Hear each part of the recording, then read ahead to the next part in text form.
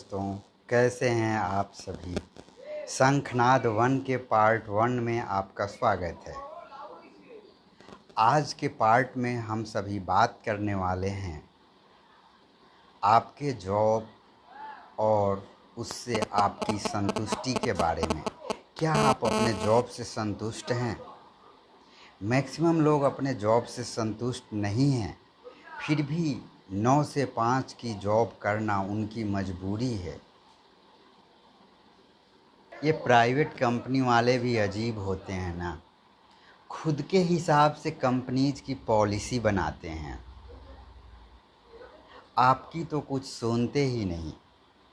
आपको याद होगा जब आप छोटे बच्चे थे तो बड़े क्या बोलते थे, बेटा अभी पढ़ाई पे ध्यान दो, इधर उधर ध्यान मत दिया करो। उनका इधर उधर ध्यान देने का मतलब लड़कियों से होता था कि लड़कियों के ऊपर ध्यान मत दो बेटा, अभी पढ़ाई पे ध्यान दो। जब 10th तक थे, जब 11th 12th में आए तो फिर से लोगों ने कहना शुरू कर दिया, यार अभी तुम्हें इंजीनियरिंग की तैयारी करनी है, तुम्हें मेडिकल की तैयारी करनी है, तुम 11th 12th पहले अच्छे से करो।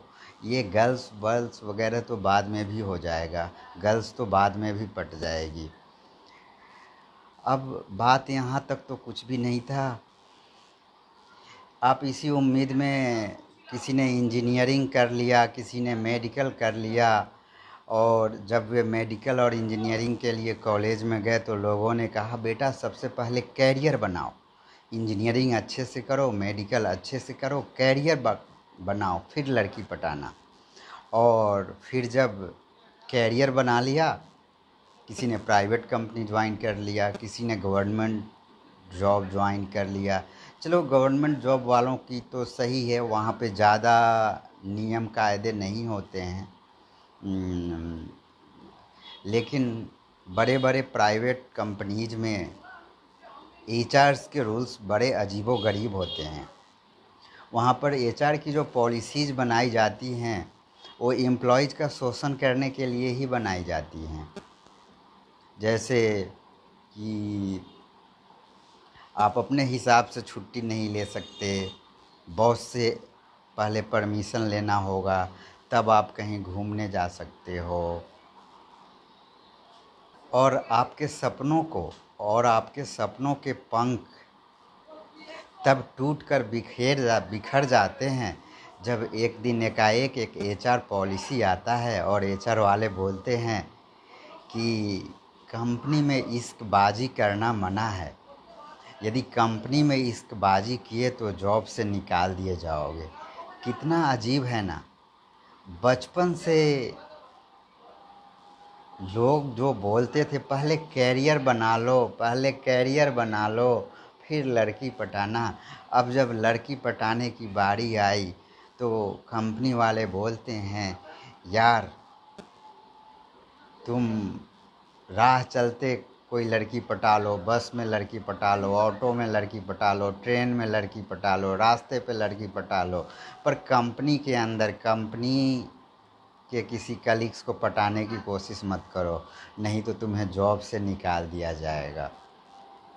एचआर वाले जब आपसे एग्रीमेंट करवाते हैं 9 से 5, यदि आप प्राइवेट जॉब में हो और एचआर वाले आपसे एग्रीमेंट करवाते हैं तो वहाँ पे वे मेंशन करवाते हैं कि आप 9 से 5 ड्यूटी करोगे, लेकिन जब एग्रीमेंट हो जाता और सैलरी ग्रोथ भी काफ़ी मिलेगा, लेकिन जब बात सैलरी ग्रोथ की आती है तो सैलरी ग्रोथ के नाम पे हर साल बाबा जी का झुनझुना थोड़ा सा थमा देते हैं और इससे खुश रहो यार, उससे तो चड्डी बनियान भी नहीं आती।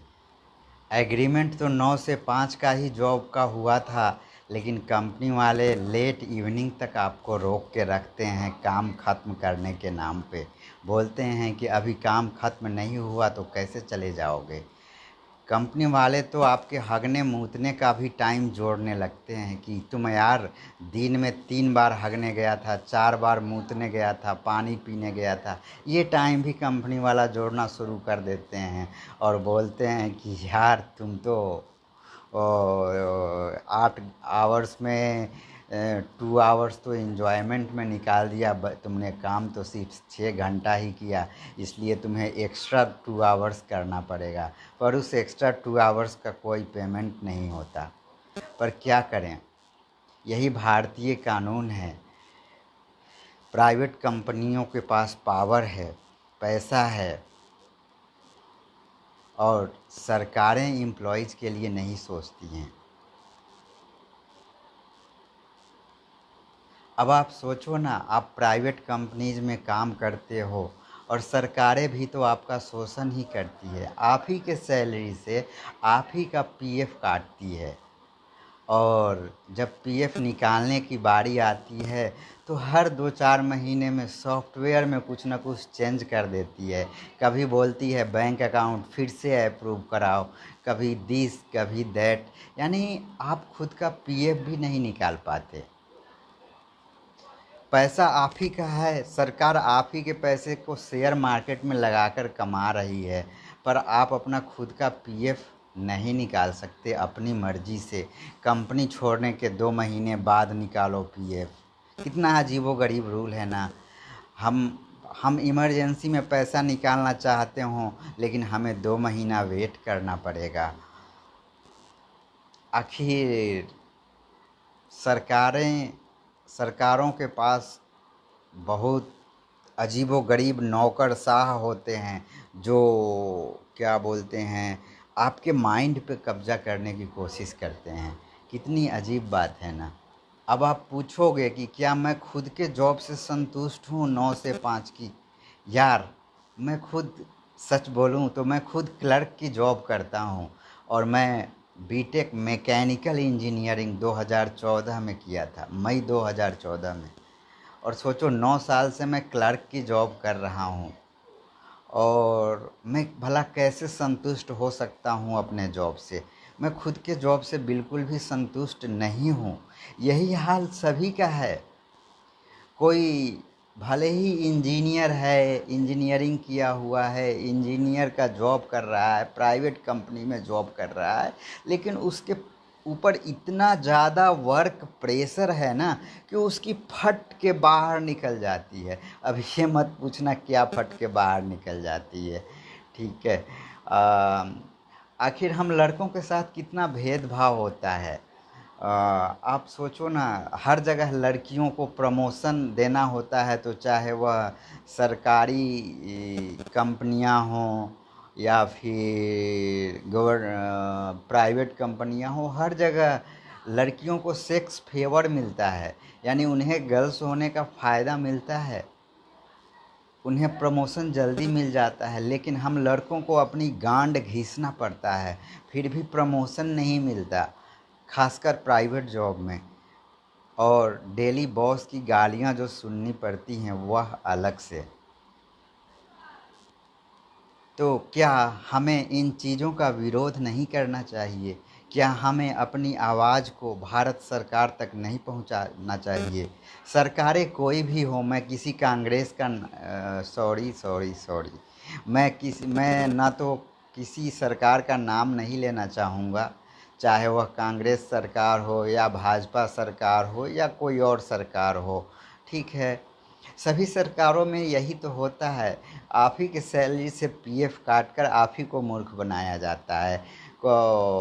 और हमें तो आज तक समझ में नहीं आया ये सालाना बजट क्यों पेश किया जाता है। कभी कुछ चीज़ों का दाम घटा दिया जाता है, कभी कुछ चीज़ों का दाम बढ़ा दिया जाता है।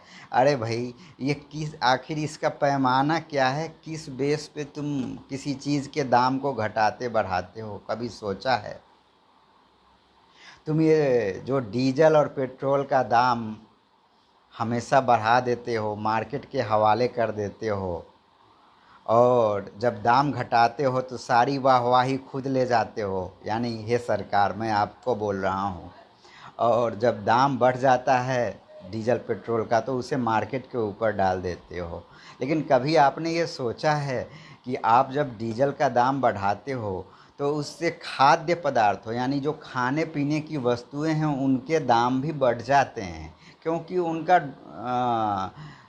ढुलाई का लागत बढ़ जाता है। तो उससे हर चीज़ का दाम बढ़ जाता है। घरेलू चीज़ों का मान लो सरसों के तेल का दाम बढ़ जाता है, शक्कर यानी चीनी का दाम बढ़ जाता है, हर दाल का दाम बढ़ जाता है। तो क्या यहाँ तक कि बस भाड़ा बढ़ जाता है, ऑटो भाड़ा बढ़ जाता है। अब आप सोचो, आप ये डीजल का दाम बढ़ाकर किसे फ़ायदा पहुंचाना चाह रहे हो? उन बिजनेसमैन्स को, या फिर जो एक बार आप डीजल का दाम बढ़ा देते हो तो सारे बिजनेसमैन अपने प्रोडक्ट का दाम बढ़ा देते हैं, सारे ऑटो वाले अपना फेयर बढ़ा देते हैं, सभी बस वाले बस का फेयर बढ़ा देते हैं कि डीजल का दाम बढ़ चुका है। ठीक है। जो भी माल आयात जो भी माल ढुलाई होता है रेलगाड़ी से या ट्रक से, उन सभी का भी कॉस्ट बढ़। खैर रेलगाड़ी तो आजकल इलेक्ट्रिसिटी से चलने लगी है, लेकिन आज भी मैक्सिमम जो माल की ढुलाई होती है ट्रक्स के वगैरह से होती है। और आप क्या करते हो, जब एक बार दाम बढ़ाकर भले ही दाम वापस ले लेते हो डीजल वगैरह का, तो उससे क्या कंपनियां सामानों का दाम घटा देती हैं क्या? जो ट्रक्स वाले होते हैं ऑनर्स, क्या वे ट्रक्स का किराया घटा देते हैं? एक बार जो बस भाड़ा बढ़ जाता है, क्या वो बस भाड़ा घटता है दोबारा से? एक बार जो ऑटो वाले भाड़ा बढ़ा देते हैं, क्या वे दोबारा से भाड़ा घटा देते हैं जब आप डीजल पे दाम फिर से घटा देते हो? तो बातें तो आप बड़ी बड़ी करते हो, बोलते हो हर चीज़ को जीएसटी के दायरे में लाएंगे, लेकिन भाई डीजल पेट्रोल को जीएसटी के दायरे में लाने में आपकी फटती क्यों है? हो सकता है मेरा लैंग्वेज कुछ अच्छा ना हो, लेकिन यार आजकल यही है, जो मॉडर्न ज़माने को यही लैंग्वेज सूट करता है। जैसे हिंदी है ना, हिंदी सभी भाषाओं को अपने अंदर स्थान दे देती है। जैसे इंग्लिश है, तो इंग्लिश को आप हिंदी में घुसा दो तो भी हिंदी ही बोला जाएगा। उर्दू को हिंदी में घुसा दो तो भी हिंदी ही बोला जाएगा। फारसी को हिंदी में घुसा दो तो भी हिंदी ही बोला जाएगा। यानी हिंदी सभी भाषाओं को अपने अंदर स्थान देती है। और मॉडर्न ज़माने को भी यही सूट करता है। अपन जा रहा है, अपन खा रहा है, अपन पी रहा है।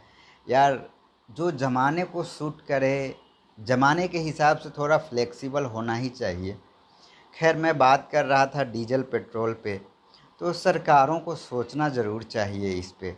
चाहे वह कोई भी सरकार हो, मोदी सरकार हो, कांग्रेस सरकार हो, या कोई थर्ड पार्टी की सरकार हो। खैर आज के शंखनाद में इतना ही। अगले शंखनाद में फिर से मिलेंगे किसी और टॉपिक के ऊपर। और जाते जाते मैं आपको एक चीज़ बतलाना भूल गया था कि क्या मैं अपने जॉब से संतुष्ट हूँ? नहीं, मैं अपने जॉब से बिल्कुल भी संतुष्ट नहीं हूँ, और मैं भी बेहतर मौके की तलाश में हूँ। जैसे ही मुझे बेहतर मौका मिलेगा, कौन चाहता है एक बंदा बीटेक मैकेनिकल इंजीनियरिंग से करके क्लर्क का जॉब करना? कभी नहीं। क्या क्लर्क का जॉब करने से मुझे खुशी मिलती है? क्या मेरे दिल को खुशी मिलती है? नहीं मिलती है। लेकिन हर आदमी की मजबूरियां हैं, बीवी बच्चे हैं, सभी को घर चलाने के लिए मेहनत करना पड़ता है। और घर की कमाई का, घर के खर्चे का सारा बोझ एक मर्द को ही उठाना पड़ता है। ऐसा पुराने ज़माने से होता आया है। लड़कियों के लिए कितना अच्छा है, शादी के पहले इंजीनियरिंग कर लो, इंजीनियरिंग करने के बाद भी बेकार बैठी हुई हो, और मेडिकल कर लो, मेडिकल करने के बाद भी बेकार बैठी हुई हो, ग्रेजुएशन कर लो, ग्रेजुएशन के बाद भी कोई जॉब ना मिला, तो यदि सुंदर हो तो कोई ना कोई सरकारी जॉब वाला मिल ही जाएगा। एवरेज हो तो भी कोई ना कोई प्राइवेट जॉब वाला मिल ही जाएगा। और थोड़ा बिलो एवरेज हो तो भी किसी ज़मीन जायदाद वाले से शादी हो ही जाएगी। लड़कियों के लिए कितना अच्छा है ना, न ज़माने का टेंशन, न किसी चीज़ का टेंशन, न कमाने का टेंशन। और ये हम मर्दों का जीवन यार पूरा पूरी ज़िंदगी गांड घिस घिस के कमाने में ही गुजर जाती है। खैर, आज के लिए अलविदा, मिलते फिर।